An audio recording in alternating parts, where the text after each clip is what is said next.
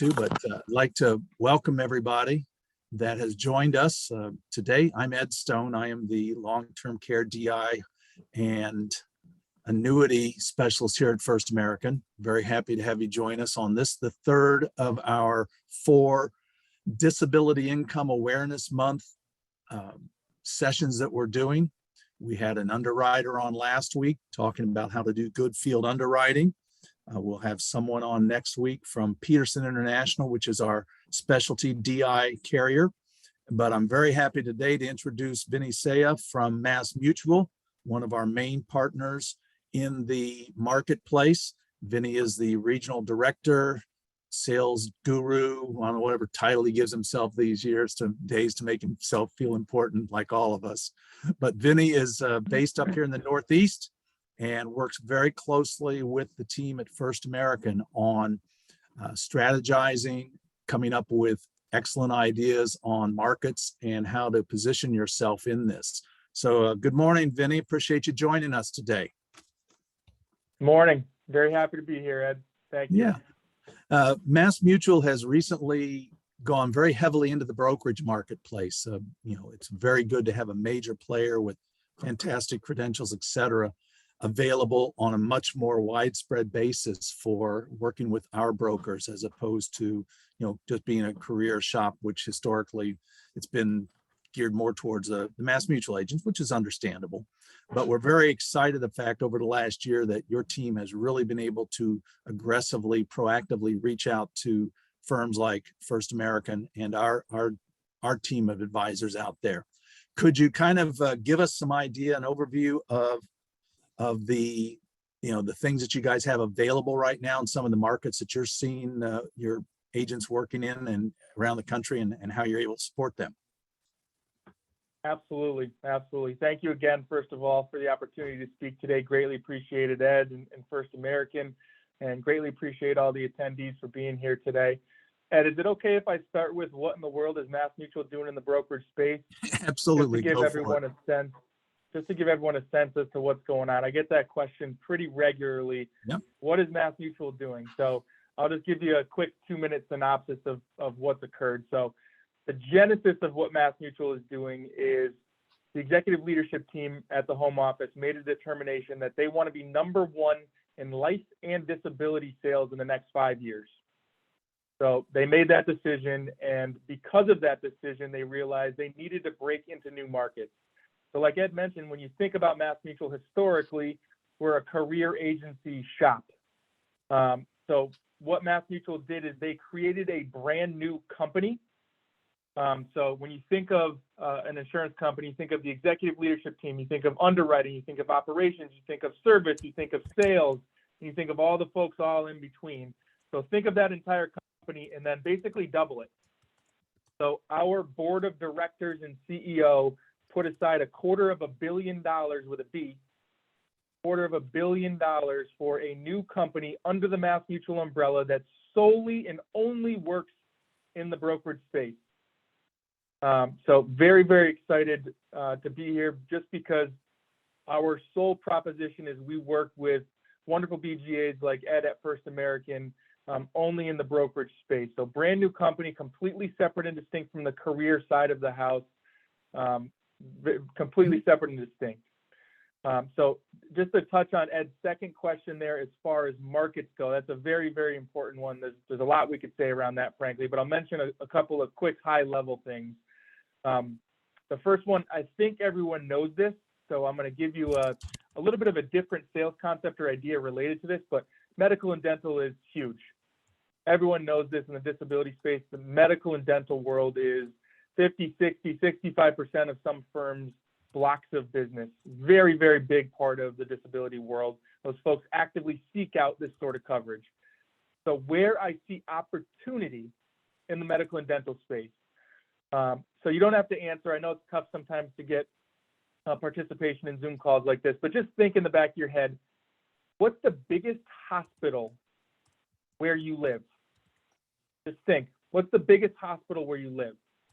Right, so there's going to be an immense amount of opportunity there, right? You're going to have surgeons, you're going to have all sorts of medical practitioners, you're going to have nurses, you're going to have executives within the hospital. if you were to go into that hospital, let's say Yale New Haven Hospital as an example, really big hospital in Connecticut, Southern Connecticut. If you were to go into that hospital, you're going to bump into probably the #1 Guardian guy, or the #4 Northwestern producer, or the #5 MassMutual producer. There's going to be an immense amount of competition in those really big hospitals. Where I see a ton of opportunity is smaller regional type hospitals. So think about the smaller hospitals in your general area. You could even Google it, hospitals near me. That's what I did. There's a smaller hospital called Johnson Memorial Hospital, probably 15, 20 minutes from me in the woods in northern Connecticut. You still have surgeons there making $800,000 a year, right? You still have nurse anesthetists making $240,000 a year, but you're not going to find the same level of competition. You're not going to find the same level of advisors. There's a ton of opportunity in these locations that just are completely and utterly untapped. So if you're looking for new markets in the medical and dental space, which is huge, obviously, go on Google, Google hospitals near me, and just find the smaller regional hospitals. That's an excellent place to start. Now, I don't know how in-depth we want to get. We don't have a ton of time, but I could give actual examples of what people do from there. But I'll move on to one other interesting market where I think there's a lot of opportunity, and that's the IT field, or the IT space. The digitization of the economy is huge, right? It's absolutely huge. I purchased a car on Carvana, all completely online. There's a ton of folks in the IT space who are behind that organization, who set up the website, who manage the operations of the website. Most larger sized companies have massive staffs of IT professionals. Now, what's interesting in that space is a lot of times those folks tend to be 1099. So for 1099 folks, they don't have the same benefits package that a traditional W-2 employee does.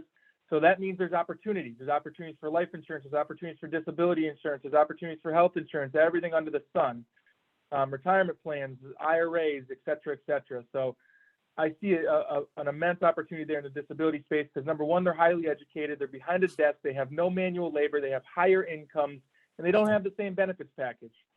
So smaller regional hospitals and IT professionals, really big markets for disability. I'm guessing those IT people could probably understand an e-application platform too, right? Yes, sir. Yes, sir. So that makes it even easier as we get more on the e-application platform approach to marketing, which a lot of the carriers obviously are doing. That's maybe if there's one good thing that's come out of the pandemic, it's the fact that it finally forced the carriers, after 20 years of promising to get more to the online application, to make stuff go through faster and with less not in good order. What are successful brokers doing that you see out there, Vinny, in terms of how they're approaching either existing clients or prospecting for new clients? What tools are you seeing them use? All right, so this is an interesting one. I'll mention, we were talking about, I'll kind of tie it together a little bit. We were talking about hospital groups.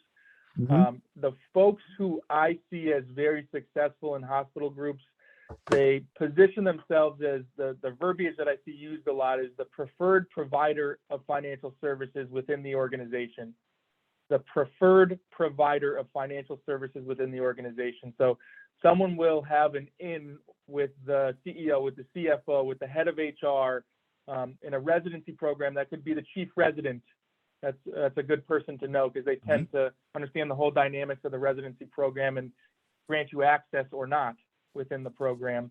But they'll establish themselves as a prompt, courteous, professional, someone who really knows their stuff in the financial services space. They'll go in there regularly, meet with the folks, and really develop a good relationship or good rapport with the organization. Especially in the residency space. Think about in the residency space, you have a new crop of people coming in year over year over year over year, and the leadership team tends to remain the same. So if you have a good relationship with the leadership team within a residency program, you have a new crop of people coming in every single year. They're going to push the residents to have a conversation with you, and you have a new group of people to have conversations with on an annual basis. So a couple things that I've seen people do is set up breakfast.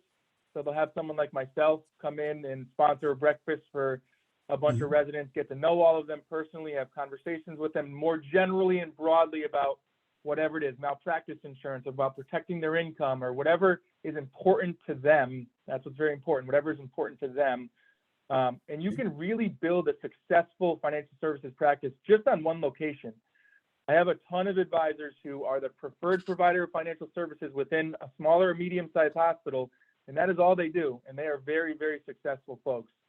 So that's just an interesting one that I see probably the most successful disability advisors doing today. So they're getting in and they're becoming not the DI specialist or the long-term care specialist. They're going in as the endorsed person or endorsed agency. And here's our menu of things that we can help you with. Is that what I'm hearing you say? Yes, sir. Yep. Exactly. Okay. Exactly. And, you know, theoretically, a lot of that business would come to Mass Mutual, may go to other carriers based on, you know, different products or different underwriting or different options, et cetera, but become the preferred provider, the endorsed person, and then, you know, you come to First American for all the different things that you need. Okay, great. Yep. How about the business marketplace? Are you seeing business owners being approached, you know, successfully by your brokers out there? And if so, how are they doing it? Yeah, so everyone's heard the Great Resignation. There's a lot of articles being written about it. People are just leaving their jobs in droves. So I really like this story or this background. If you think about the small business market specifically, what keeps them up at night, that is employee retention. Mhm. Like, that's really what keeps small business owners up at night. So a good sales tactic or idea that I see folks being successful with, especially in today's space, is using business overhead expense as an employee retention tool. So this is a little bit different. I really like this concept or this idea. So think about, let's just give a real example. Let's say I have a small dental practice, right? And I have 4 or 5 office folks. I have a couple of hygienists. I have maybe another dentist that's a partner with me, or maybe not, it doesn't matter, but there's maybe 15 employees at this small dental office, and I'm the main dentist that owns the office. Now, let's say something goes wrong with me. I'm hurt or sick. I'm out for an extended period of time, 6 months, 8 months, a year, 2 years, doesn't matter. The second that small business owner is hurt or sick or is out of the business, what are all of those employees going to be thinking of instantaneously? Number one, they want to make sure I'm okay, hopefully. That's hopefully number one. Number two, what they're probably going to be thinking about is, what in the world is going to happen with my job? Mhm. What's going to happen with this business? What in the world is going to happen with my job, right? So what a business overhead expense policy does is it allows that small business owner to tell their employees, if I am hurt or sick for a, let's say, 2-year period, as an example, your salaries are guaranteed by an insurance company. So imagine being a small business owner and being able to have that conversation with the employees of your business. I have an insurance policy in place that will pay your salary whether I am here or not for a 2-year time frame. That is employee retention, and that is what is going to move a business owner to act, to purchase and look at a business overhead expense policy or to protect themselves in their business. So very interesting way to position a business overhead expense policy that I think, especially today in today's market, is very effective. So you're basically saying to your employees, you know, you're my employee, Vinny, you know, if something happens and I'm not here, you can officially start loafing because there won't be business, but you'll still get paid. Is that basically what you're saying? Absolutely. Absolutely. And if that contract was not in place, I would probably go into the kitchen, grab all the K-cups out of the kitchen and run out of there and Right. find a new job. Right. Exactly. So, But let's say conversation. worst case scenario, I can't come back to my business. The business overhead expense plan allows me to do a marketing of my business to sell it.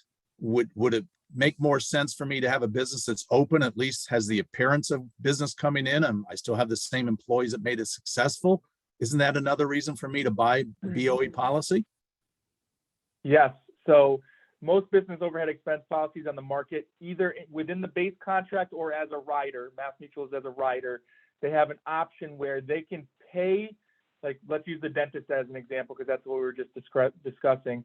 Mhm. The contract will pay for a dentist up the street, as an example, to come in and run my business on behalf of me and my employees to help maintain the value of my business Just for the example that Ed was referring to, if I need to sell that business, the value of most service-oriented businesses is your client base. Think about a financial advisor. Think about yourselves for a second. The value of your business mostly is going to be your client base, right? If you have no clients, you probably don't have a very valuable business. So you really want to maintain that client base, and a business overhead expense contract absolutely can do that, as it will pay for, or can pay for, another business owner with the same professional designations to come in, run your business on behalf of you to help support that business during that time frame. Absolutely. A kind of a pivot off of that. What if my business is something where I'm required to have some sort of a certificate? Maybe I manufacture, my business manufactures chemicals and et cetera. And the EPA says somebody there has to have that certification or else I can't open the doors. Would the professional substitute coverage, qualify for that? Would it, if I had to hire somebody who had that certification? Yep, absolutely. Like, just like in my dental example, you're not going to hire an electrician to come in and run the dental practice on behalf of the dentist. The individual would more than likely have to have the same professional designations and background and education as the original business owner. Absolutely. Like a CPA, as an example, you're probably going to hire another CPA to come in and run your CPA practice. Absolutely. Absolutely.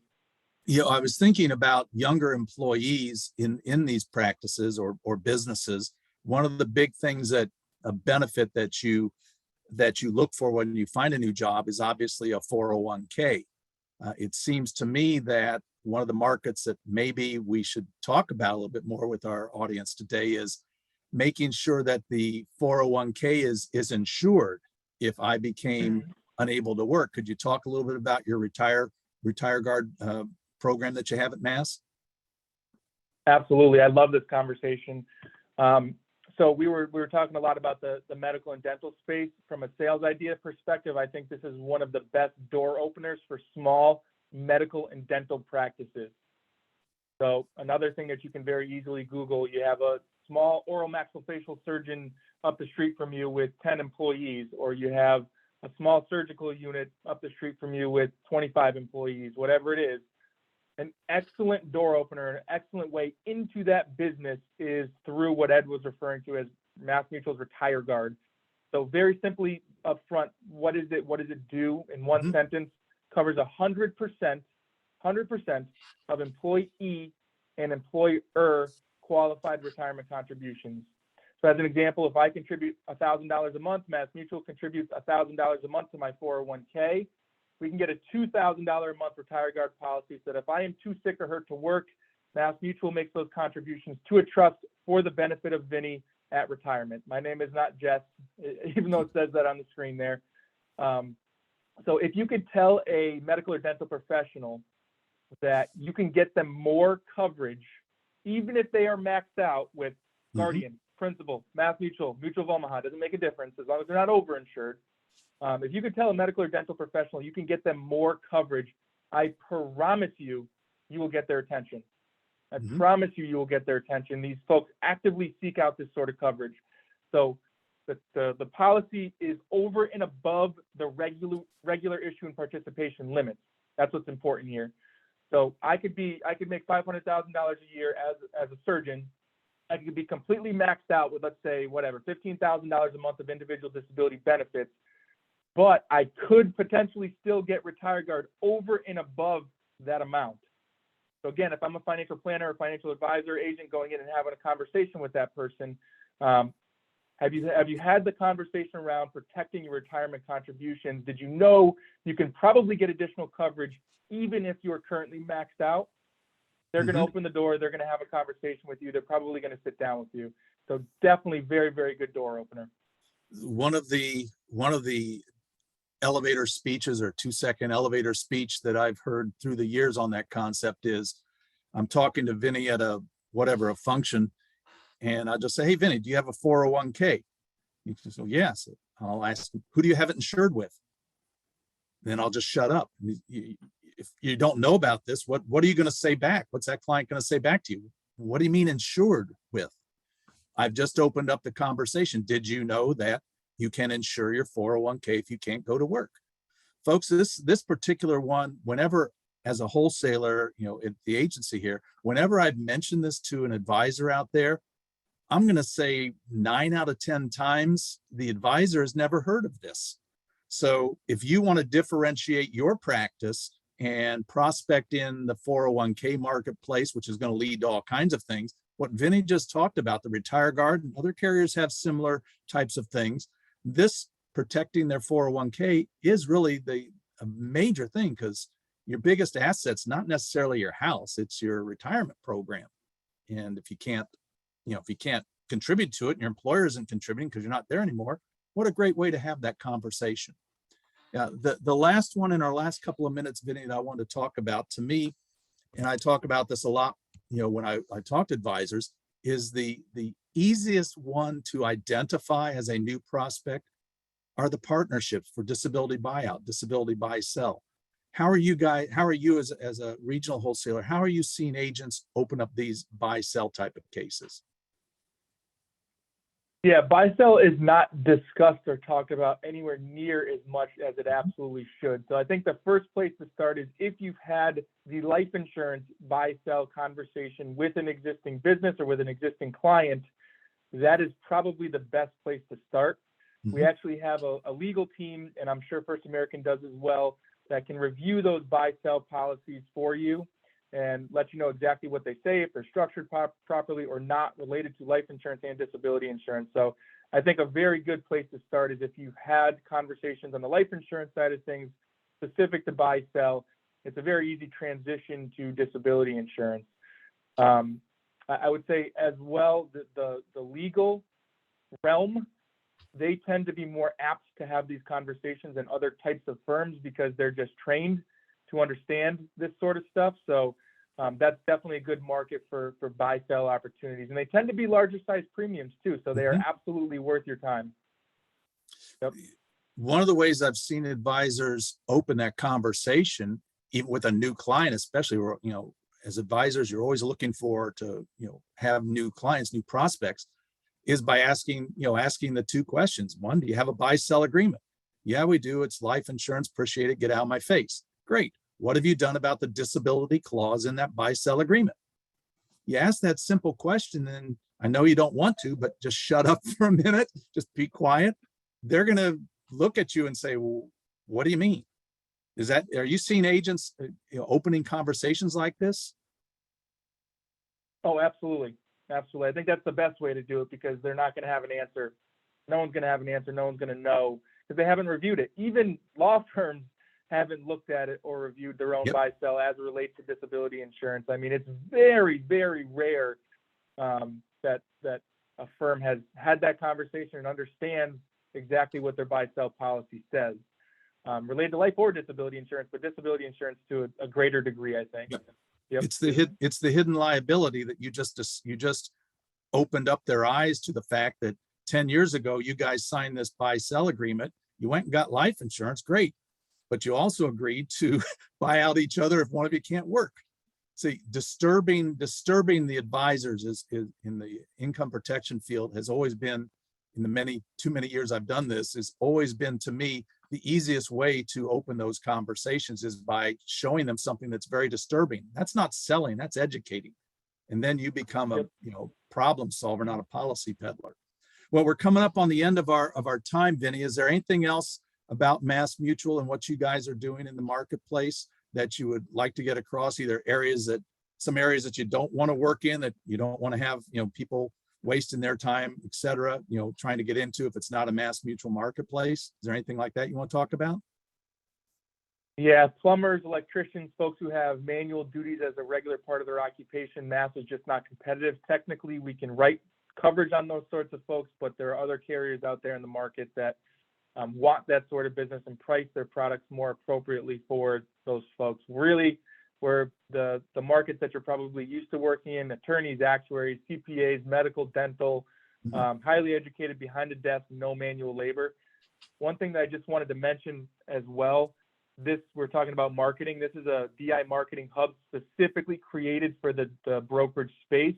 It has a ton of marketing materials in here related to Disability Awareness Month, a bunch of featured materials for the physician space specifically, These infographics are short, they're concise, there's a lot of pictures, somebody may actually read them. The videos are spectacular, they're all on YouTube. You can pull them, you can send them to somebody, you can put them in your email signature, whatever you want. We actually translate our marketing materials into different languages if you're in the multicultural space. The last thing I'll show you at the bottom, which is an excellent resource, is every major carrier out there. So MassMutual versus Standard or Principal or Guardian, whatever, you click on it, there's a side-by-side that breaks out every single piece of the contract. How do we work? How do they work? How do we work? How do they work? How do we work? How do they work? Absolutely wonderful resource at the bottom there. There's no username. There's no login. Anybody can have access to it that's interested. I'll send the link over to Ed. If that's okay Great. with you, Ed. If anyone Absolutely. wants the link, feel free to forward it along. Well, perfect. You know, as we said at the top of this conversation, everybody, we've got a high quality carrier, brand name, pretty financially stable, of course, excellent company from a financial standpoint, that's been in this business a long time. At First American, we like to partner with carriers like a MassMutual so that you, the advisor, don't have to do a lot of explaining as to who they are, what they are. In some markets, they may not recognize the carrier, especially in that blue gray collar market that Vinny just touched on. You may not know who those carriers are, but please understand that before they get on our platform here at First American, we've done the due diligence. Obviously, we can't guarantee anything with any company, having seen too many of them go under that surprised you, but we do our best to make sure that what you're taking to your clients reflects very well on you. We're going to end up with that. Vinny, appreciate again you're joining us here today on this, our third of 4 disability, I like to say income protection, but Disability Awareness Month. Join us next Wednesday at this time, if you would, to hear from Peterson International, which is a specialty carrier that we use quite a bit.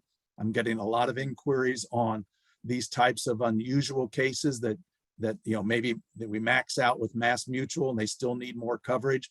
We're going to have someone on next week to help you understand that don't walk by any opportunity without at least checking with us. Folks, appreciate your business. Vinny, again, thanks and have a great week, everybody. Be well. Thank you.